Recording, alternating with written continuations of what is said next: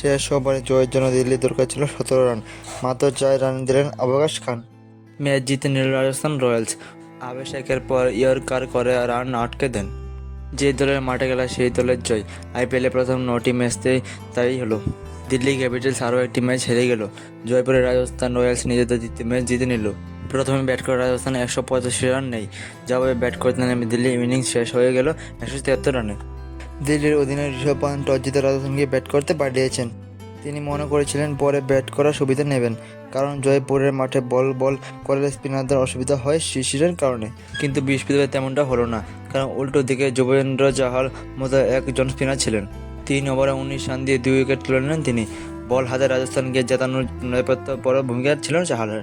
Bat করতে নেমে যদিও শুরুতে যশস্বী জয়সওয়াল, জস বাটলার উইকেট হারিয়ে চাপে পড়ে গেছেন রাজস্থান রয়্যালস। সেখান থেকে দলকে লড়াইয়ে রাখেন রবীন্দ্র, অশ্বিন, রিয়ান পরাগেরা। শুরুতে 3টে উইকেট পড়ে যাওয়ার পর অশ্বিনকে নামিয়ে দিয়েছেন রাজস্থান। সে ফটকা কাজে লেগে যায়। বড় শট খেলে দলের উপর থেকে চাপটা কাটিয়ে নেন অশ্বিন, যা পরাগ এবং ধ্রুব জুরেলকে দ্রুত রান তুলতে সাহায্য করে।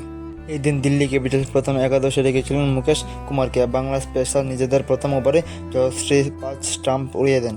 এরপরে একে একে সার্চ করে ফিরে যান সঞ্জু স্যামসন 15 এবং বাটলার 11। 36 রানে 3 উইকেট হারায় রাজস্থান। সেই সময় অশ্বিনকে নামিয়ে দেওয়া হয়। 19 বলে 29 রান গুরুত্বপূর্ণ ইনিংস খেলেন ভারতীয় স্পিনার। 3টি ছক্কা মারেন তিনি। এর মধ্যে 2টি ছিল দক্ষিণ আফ্রিকার পেসার অ্যাঙ্করি নোখিলসের বিরুদ্ধে। অশ্বিনে সেই ইনিংসে পরে চাপ কেটে যায় তরুণ পরাগের উপর থেকে। তিনি দ্রুত রান তুলতে শুরু করে দিলেন। পাওয়ার প্লে কাজে লাগাতে পারেননি রাজস্থান, তাতে কোনো প্রভাব পড়ল না। শেষ ওভারে নুক্লিয়ার বলে পরাগ নিলেন 25 রান। নিজে 45 বলে 84 রান করে অপরাজিত রইলেন। জুরেল 12 বলে 20 রান করে সঙ্গে দেন তাকে। সিমরন হেটমেয়ার 7 বলে 14 রান করে অপরাজিত থাকেন। গতবারে আইপিএলে রাজস্থানের হয়ে বড় ইনিংস খেলতে দেখা যায় যশস্বী এবং বাটলারকে। কিছু ম্যাচে রান করে সঞ্জু।